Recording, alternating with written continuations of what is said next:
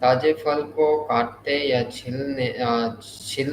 छीलते ही खाया जा सकता है, क्योंकि पोषण को स्वाद की दृष्टि से यह अपने सर्वोत्तम स्तर पर होता है।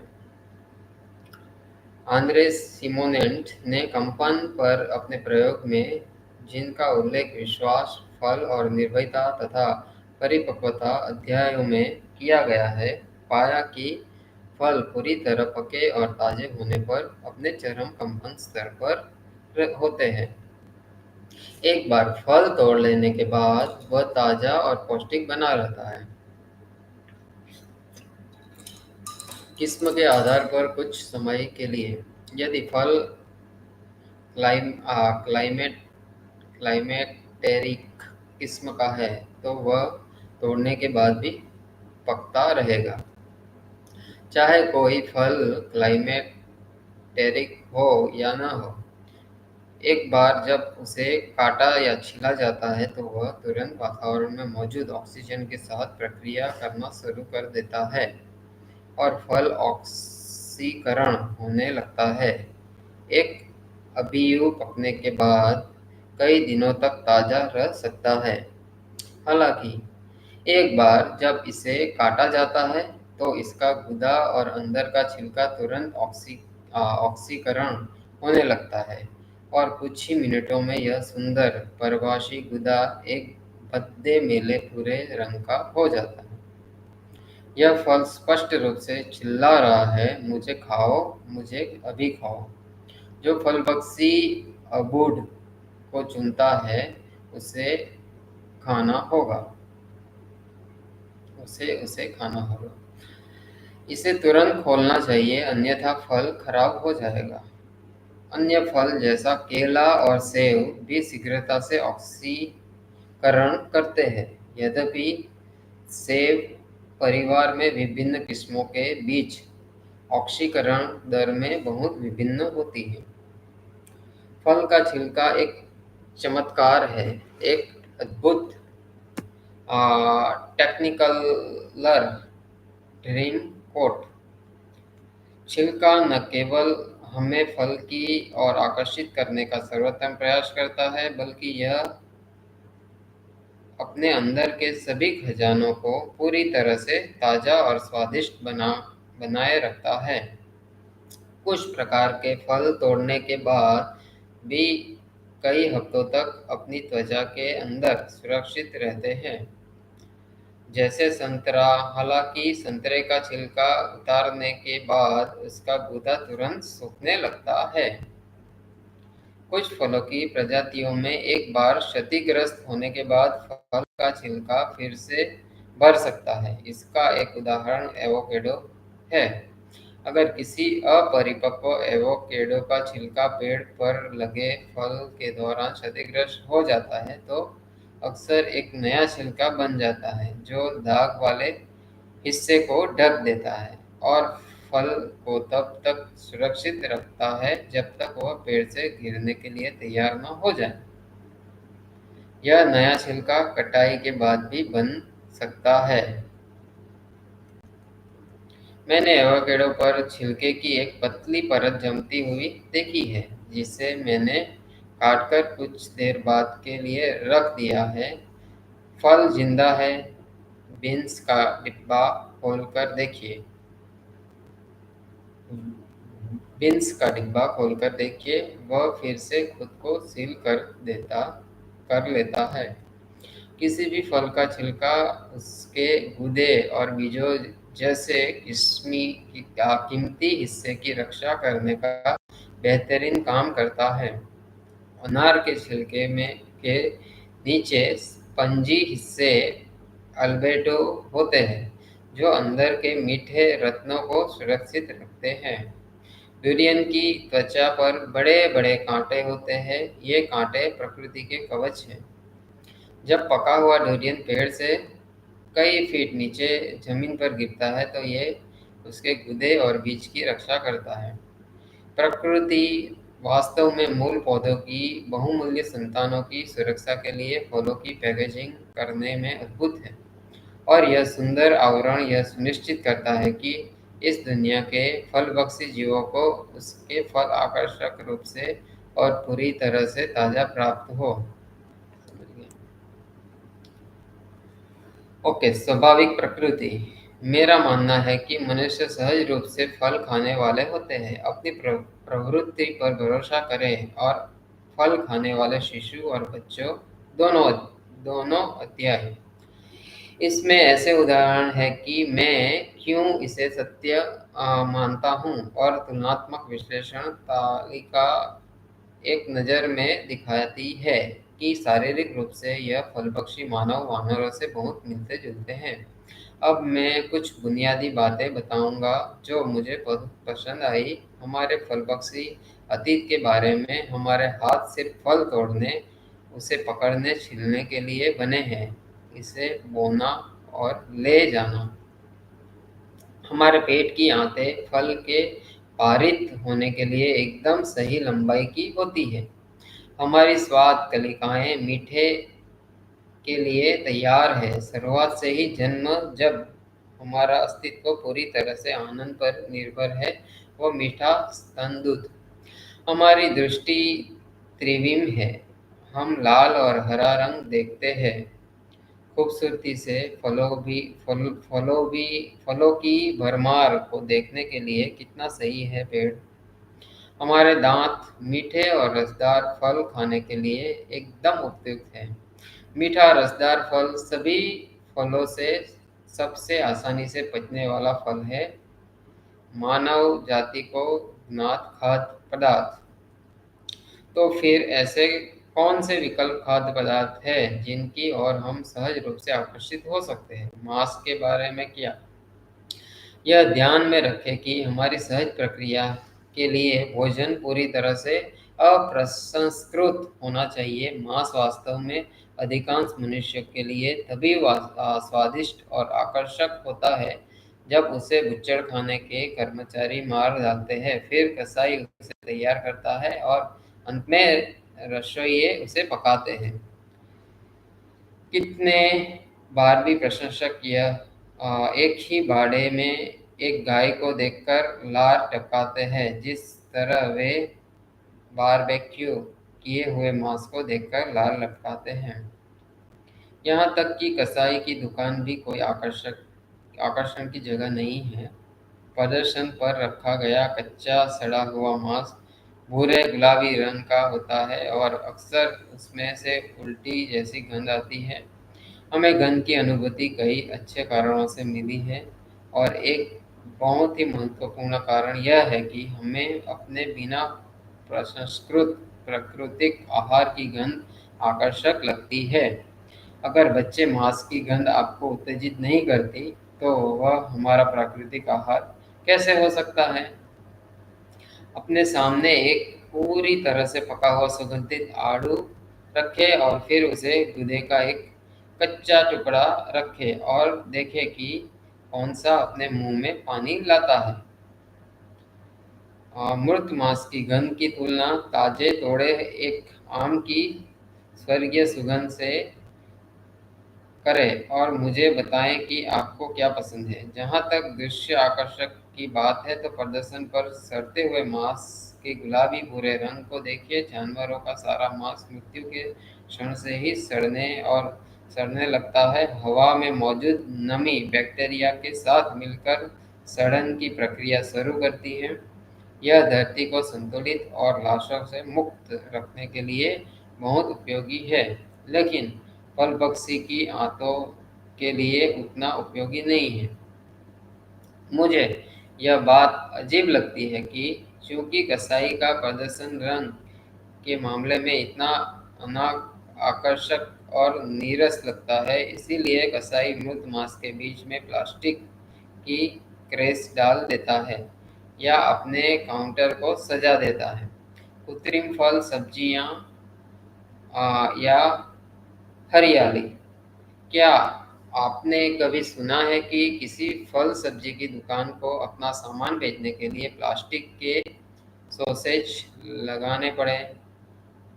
फलों की दुकानें स्वाभाविक रूप से ध्यान आकर्षित करती हैं। ये देखने लायक अद्भुत जगह होती है।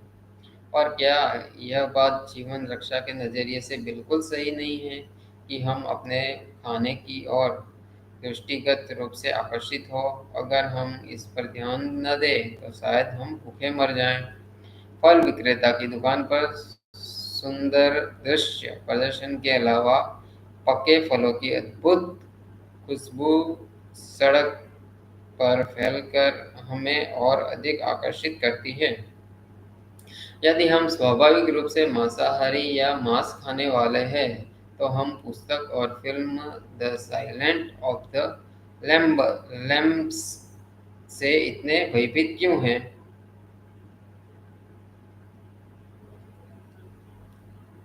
यदि जानवर को काटना और उसके शरीर के विभिन्न अंगों को खाना, जैसा कि अन्य मांसाहारी जानवर करते हैं, हमारी प्रकृति के स्वाभाविक होता, तो निश्चित रूप से हमें घृणा या घबराहट महसूस नहीं होती।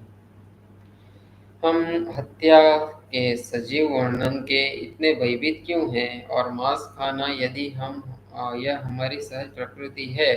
पर्यावरण के साथ हमारा संबंध भोजन के प्रति हमारी सहज अच्छा से भी जुड़ा हुआ है। सहज फल संग्रहकर्ता के रूप में प्रकृति की हरियाली में रहने की हमारी वास्तविक इच्छा होती है। फल खाने का एक अभिन्न अंग घर से बाहर रहना है। फल, मेवे और जामुन का प्राकृतिक संग्रह अद्भुत ग्रामीण इलाकों में घर से बाहर किया जाता है। यद्यपि बहुत से मनुष्य सुपरमार्केट की अलमारियों में बंद होकर फल इकट्ठा करने वालों में तब्दील हो गए हैं, लेकिन बाहर जाकर फल खोजने की हमारी स्वाभाविक इच्छा अभी भी सतह के नीचे उबल रही है। विंस का एक डब्बा कभी भी किसी सुंदर पेड़ से नहीं तोड़ा जा सकता। इसे केवल घर के अंदर सुपरमार्केट की फ्लोरोसेंट रोशनी के नीचे ही खरीदा जा सकता है। सूर्य की स्वास्थ्यवर्धक किरणों के नीचे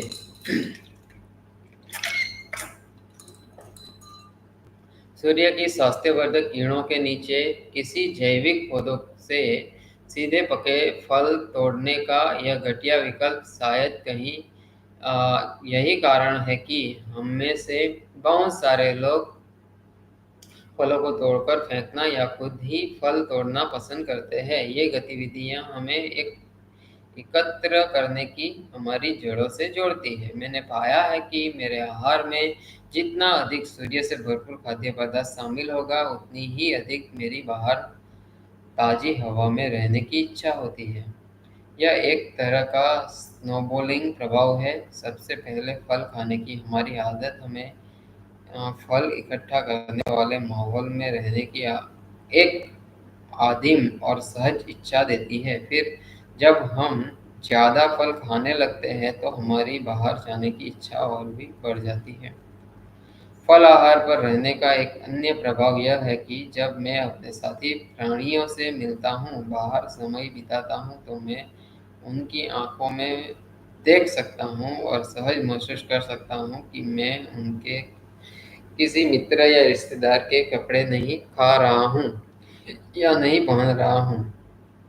निष्कर्षतः हमारा प्राकृतिक आहार निश्चित रूप से ऐसा होना चाहिए जो हमें संपूर्ण बिना संसाधित कच्चा और एकल अवस्था में स्वादिष्ट और सुस्वादु लगे। फल इस मामले में बिल्कुल उपयुक्त है, और यह फल आहार के प्रति हमारे शारीरिक अनुकूल के साथ मुझे विश्वास दिलाता है कि सहज ज्ञान से हम वास्तव में फल खाने वाले हैं। अपनी अंतर ज्ञान पर भरोसा रखें। इस ग्रह पर प्रत्येक जंगली प्राणी के बारे में जो बात मुझे सबसे अधिक प्रभावित करती है, वह है उनका सुंदर सहज भोजन। दलदली भूमि पर भेड़, पेड़ पर तोता, सवाना में शेर या समुद्र में व्हेल, ये सभी सहज रूप से भोजन करते हैं। मनुष्य के लिए सहज भोजन मौजूद है, लेकिन यह भावनात्मक भोजन, आराम से भोजन, उत्तेजक प्रभावों के लिए भोजन और किसी अन्य कारण से खाने की परतों के नीचे गहराई में दबा हुआ हो सकता है। सिवाय इसके कि हम केवल भूखे हैं और हमें जीवित रहने के लिए अच्छी गुणवत्ता वाले भोजन की आवश्यकता है, हम संकट के समय भोजन को अपना सबसे अच्छा मित्र मानते हैं, लेकिन साथ ही इसे अपना घातक शत्रु भी मानते हैं, क्योंकि हमारे आहार के परिणाम स्वरूप हमारे शरीर का वजन अवांछित रूप से बढ़ जाता है या इसके कार्य प्रभावित होते हैं। यहाँ एक कठिन विरोधाभास है, भोजन मित्र या शत्रु, लेकिन एक और तरीका है, एक तर्कसंगत और संतुलित संबंध जिसे हम पा सकते हैं, जिसके तहत भोजन हमारा पतन या हमारा सहारा नहीं है, बल्कि विशुद्ध रूप से और सरलता से, जैसा कि अन्य जानवर अनुभव करते हैं, वह हमारा जीवन दाता है, न कि हमारा जीवन छोटा करने वाला। यदि हम उन परतों और गहरे मानसिक संबंधों को हटा दें जो भोजन को आराम, सेक्स, पुरस्कार और सामाजिक स्वीकृति के साथ जोड़ते हैं, तो कुछ और भी कच्चा सामने आता है। जीने जीने के लिए खाना की प्रवृत्ति, न कि खाने के लिए जीना। गाय को चरते हुए देखने से मुझे शांति और सुकून का एहसास होता है। ऐसा लगता है कि यह दुनिया में सबसे स्वाभाविक कार्य है।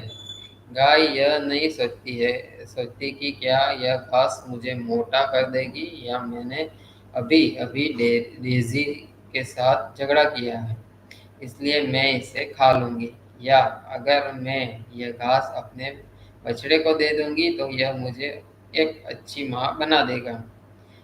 वह केवल प्राकृतिक तरीके से खाती है, क्योंकि यही उसके जीने में है, और उसकी शुद्ध और निष्कलंक प्रवृत्ति उसे केवल उतना ही खाने के लिए प्रेरित करती है जितना उसे चाहिए। इसका मतलब यह नहीं है कि दूसरे जानवर उन आहार संबंधी नुकसानों से अछूते हैं जिनसे हम इंसानों को जूझना पड़ता है।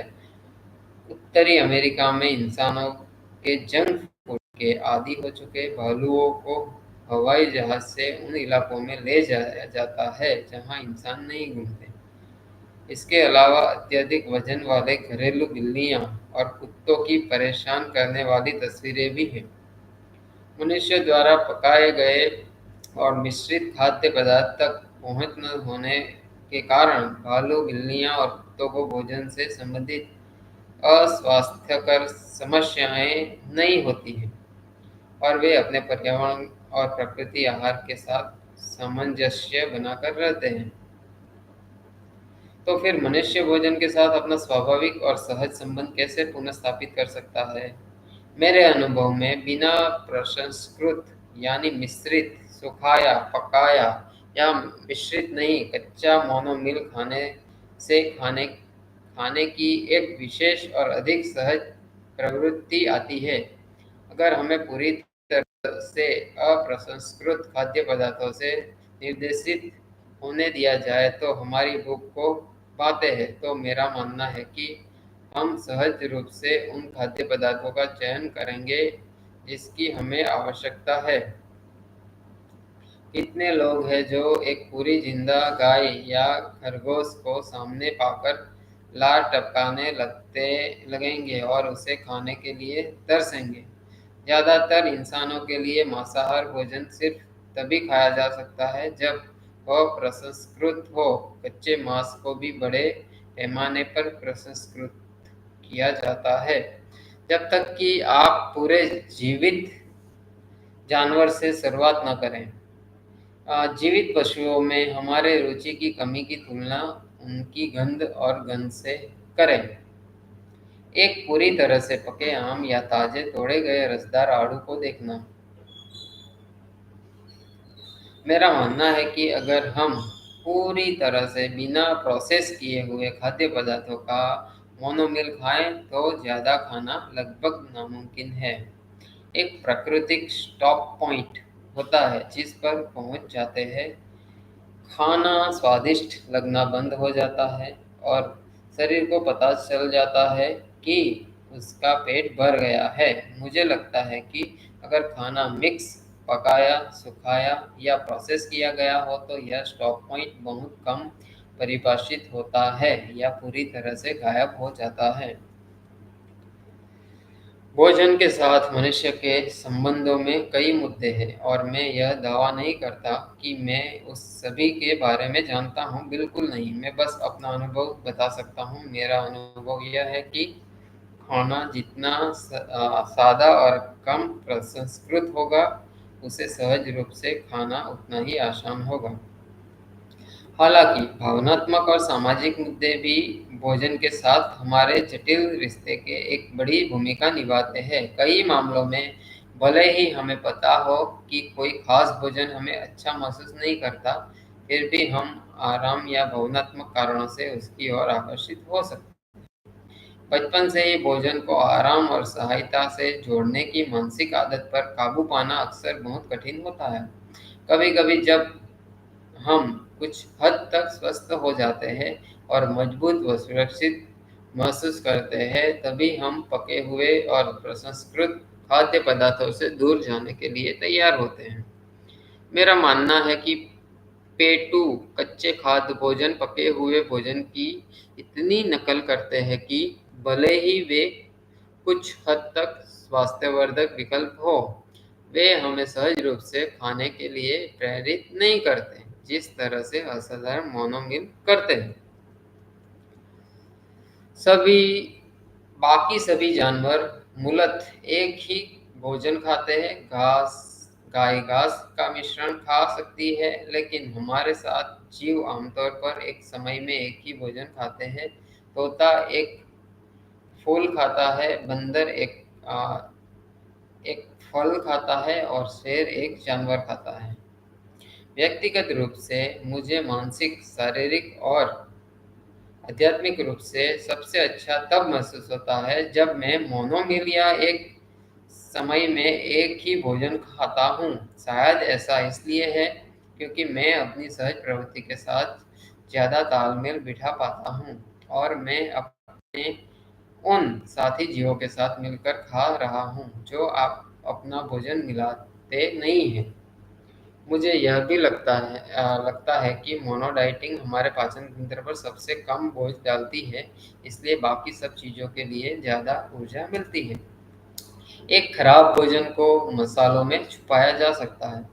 अधपका और कम स्वादिष्ट फल ऐसा फल जिसे हम नहीं खाएंगे, जिस आप अकेले ही खाना चाहते हैं और अन्य चीज़ों के साथ मिलाकर स्वादिष्ट बनाया जा सकता है। मीठे फल, कड़वी सब्जियां जो आपके पैर की उँगलियों को सिकोड़ देती है, उनका स्वाद लिया जा सकता है अगर वे विस्तृत ड्रेसिंग के साथ कवर किया गया है।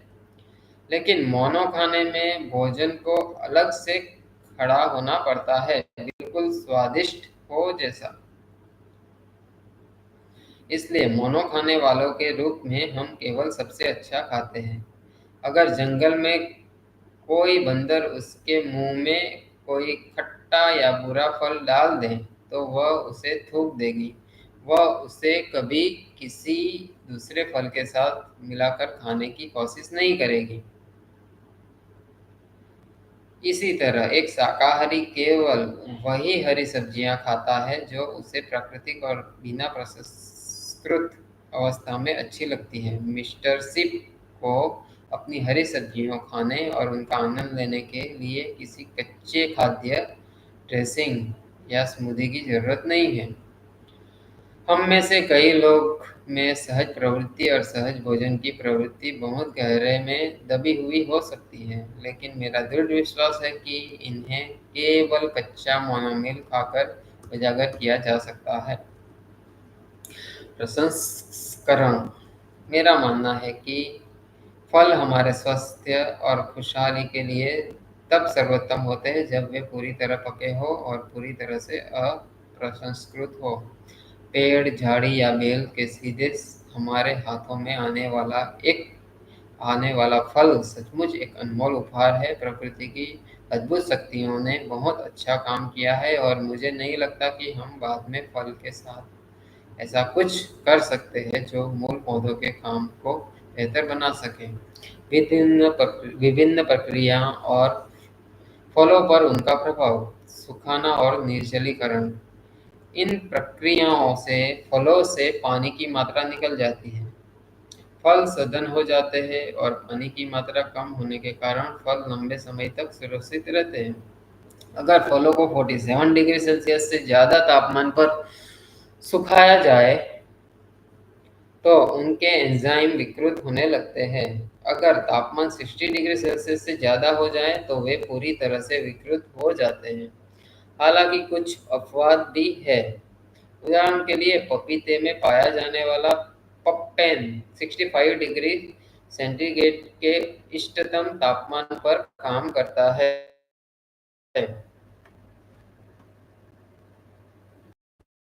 फलों को सुखाने से उनमें मौजूद विटामिन सी की मात्रा भी बहुत कम हो जाती है। सूखे मेवों में अक्सर ऊष्मा उपचार के अलावा परिरक्षण भी मिलाए जाते हैं। E202 पोटेशियम सॉर्बेट फलों को नम तो रखते हैं लेकिन एंजाइमों को भी नष्ट कर देते हैं। E220 सल्फर डाइऑक्साइड फलों का रंग तो बनाए रखता है लेकिन शरीर से विटामिन बी को भी छीन लेता है और एक एलर्जेन भी है।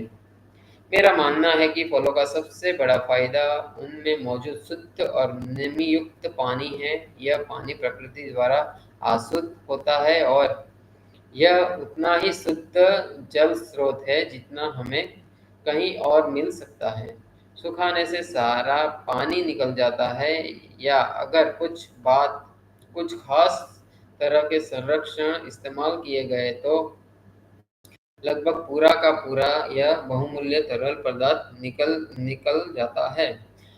यह कहने के बाद यदि फलों को प्राकृतिक रूप से कम तापमान पर और बिना किसी मिलावट के सुखाए जाएं, तो ताजे फलों की आपूर्ति सीमित होने पर यह एक उपयोगी विकल्प हो सकता है।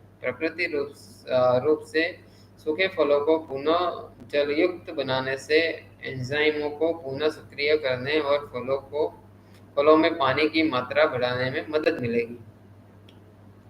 आंद्रे सिनोमेटन ने बोबिस बायोमीटर का उपयोग करके जीवों और खाद्य पदार्थों की जीवन शक्ति को मापा। सिमोनेटन ने पाया कि अगर सूखे फलों को 24 घंटे तक भिगोया जाए तो उनकी जीवन शक्ति बरकरार रहती है। भिगोने पर उनमें से लगभग उतनी ही ऊर्जा निकलती है जितनी ताजा फल तोड़ने पर निकलती है। खाना बनाना। फलों को पकाने से निर्जलीकरण की तरह उनमें पानी की मात्रा कम हो जाती है और यदि खाना पकाने का तापमान 47 डिग्री सेल्सियस से अधिक हो तो एंजाइम विकृत होने लगते हैं। खाना पकाने की प्रक्रिया में vitamin B, vitamin C, vitamin E और फॉलिक एसिड नष्ट हो जाते हैं। पकाने से फलों का स्वाद बदल जाता है और कई फल गर्मी के संपर्क में आने के बाद ज़्यादा कड़वे और कम मीठे हो जाते हैं। जो फल अपने स्वाद या गुणवत्ता के कारण कच्चा नहीं खाया जा सकता, उसे पकाने के बाद स्वादिष्ट पाया जा सकता है। इस प्रकार फल की असली गुणवत्ता छिप जाती है और घटिया फल जो कच्चा स्वादिष्ट नहीं होता खाने योग्य हो जाता है। मिश्रण। हालांकि फलों के विटामिन और पानी की मात्रा में मिश्रण से बहुत अधिक परिवर्तन नहीं होता है। विशेषकर यदि फल को सीधे खाया जाए तो मिश्रण से मास्किंग प्रभाव भी उत्पन्न हो सकता है। जो फल अकेले नहीं मिलते, उन्हें मिश्रित करने पर वे स्वादिष्ट बन जाते हैं। हो सकता है कि कोई फल अच्छी गुणवत्ता का न हो या पका न हो और परिणाम स्वरूप उसका स्वाद बहुत मीठा न हो, लेकिन यदि फल को किसी मीठे फल के साथ मिला दिया जाए तो वह खाने योग्य हो सकता है।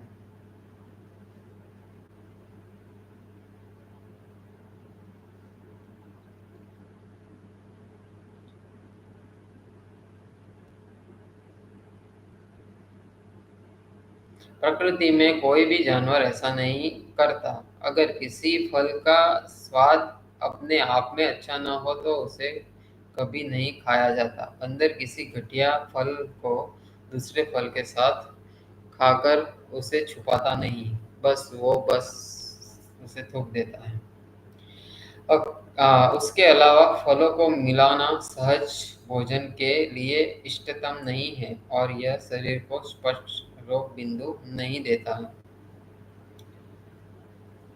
सम्मिश्रण फलों को ब्लेंड करने पर वे ऑक्सीकृत होने लगते हैं। उसके अलावा मास्किंग प्रभाव एक से ज्यादा फलों को एक साथ ब्लेंड करने पर भी लागू होता है। मिश्रण से स्टॉप पॉइंट को पहचानना भी कठिन हो जाता है। जूसिंग कई सेंट्रीफ्यूगल जूसर फलों पर गर्म प्रभाव डालते हैं। इसके अलावा सेंट्रीफ्यूगल जूसर से निकलने वाला रस तुरंत ऑक्सीकृत होने लगता है और खराब होने से पहले उसे तुरंत पीना चाहिए। वाणिज्यिक जूस लगभग हमेशा की ताप उपचारित या पाश्चुरीकृत होते हैं। यदि उन्हें गर्म भी नहीं किया गया है तो भी वे ऑक्सीकरण करना शुरू कर देंगे और उनमें से कुछ विटामिन नष्ट हो जाएंगे। फल को खोलने के तुरंत बाद खाने के लिए डिज़ाइन किया गया है। यदि वह समय है वह उसका पोषण मूल्य सर्वोत्तम होता है। कुछ मिनटों के ज़्यादा समय तक रखा हुआ जूस इस तुरंत खाने के मानदंड पर खरा नहीं उतरता। जूस पीने से रोग बिंदु भी छिप जाते हैं।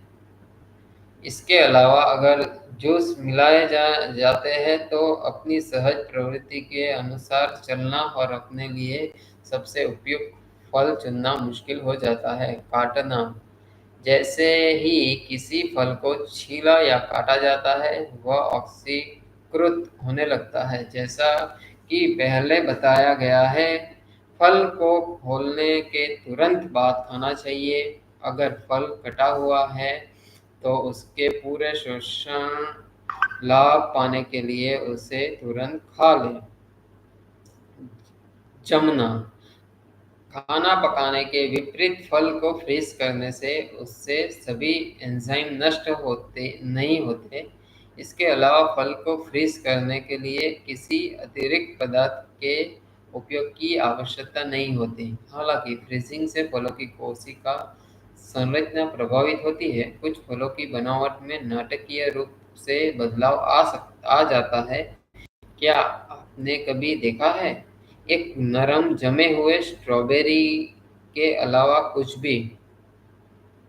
अगर जमने के कोशिका संरचना प्रभावित होती है तो न केवल बनावट और स्वाद प्रभावित होता है बल्कि फल की कुछ प्राकृतिक जीवन शक्ति और ऊर्जा नष्ट हो सकती है और उसका कंपन भी बदल सकता है। अगर कोशिकाएं जमने पर फट जाती है तो हो सकता है कि उसमें निहित कुछ ऊर्जा भी नष्ट हो जाए और आकाश में विलीन हो जाए। विकिरण फल के एक टुकड़े पर विकिरण की बौछार करने से उसकी गुणवत्ता पर कोई असर नहीं पड़ता। हाँ, इससे उसकी शेल्फ लाइफ बढ़ सकती है, लेकिन फल की त्वचा पर मौजूद जीवाणु भी नष्ट हो सकते हैं। उसका नकारात्मक पक्ष यह है कि यह फल को भी नष्ट कर देता है। जो बैक्टीरिया को मारता है वही फल को भी नष्ट कर देता है। विकिरण इस बात से कोई झिझक नहीं रखता कि यह क्या नष्ट करता है, यह जीवन को पूरी तरह नष्ट कर देता है। अगर फल मर चुका है तो उसे स्वास्थ्य के लिए खाने की क्या जरूरत है? विकिरणित सभी फल नष्ट हो चुके हैं। अब उनमें जीवन या कीमिया नहीं बची है। वे पक नहीं सकते, उनके एंजाइम खत्म हो चुके हैं। विकिरण विनाश से जुड़ा है और यह सही भी है। इसलिए कभी-कभी इसके बजाय इलेक्ट्रॉनिक पाश्चुरीकरण शब्द का प्रयोग किया जाता है। विकिरण से उपचारित सभी फल स्वास्थ्य और जीवन के लिए सहायक नहीं होंगे क्योंकि यह फल जीवित नहीं है। जीवन कच्चे पर चलता है या मुश्किल से विकिरण पर रेंगता है। निष्कर्ष के तौर पर मेरा मानना है कि विकिरण और प्राचुरीकरण जैसी प्रसंस्करण की कुछ विधियां अन्य की तुलना में इष्टतम स्वास्थ्य पर आधारित प्रभाव डालती हैं। मैं महसूस करता हूँ कि प्राकृतिक रूप से धूप में सुखाए गए फल और ताज़ा निचोड़ा हुआ रस स्वास्थ्य के लिए लाभदायक हो सकते हैं, जबकि विकिरण फल और परिरक्षकों वाले हर फल हमारे स्वास्थ्य के लिए हानिकारक हो सकते हैं। व्यक्तिगत रूप से मैं कभी-कभी धूप में सुखाए हुए फल खाता हूँ और संतरे के जूस के साथ मैंने बहुत अच्छा समय बिताया है। हालाँकि मेरा मानना है कि फल खाने का सबसे अच्छा तरीका यही है कि संपूर्ण कच्चा और अप्रसंस्कृत। तो मेरे लिए मुख्य बात यह है कि अ, उच्च गुणवत्ता वाले स्वास्थ्य और तंदुरुस्ती के लिए ताजे कच्चे फल से बेहतर कुछ नहीं है। फल का आनंद लेना। ओके, ये जो फल का आनंद लेना है वो हम लोग कल पढ़ेंगे। आज यहीं पर स्टॉप करते हैं। स्टॉप। और इधर भी हम लोग स्टॉप करेंगे, ये एंड स्ट्रीमिंग एंड कर देंगे।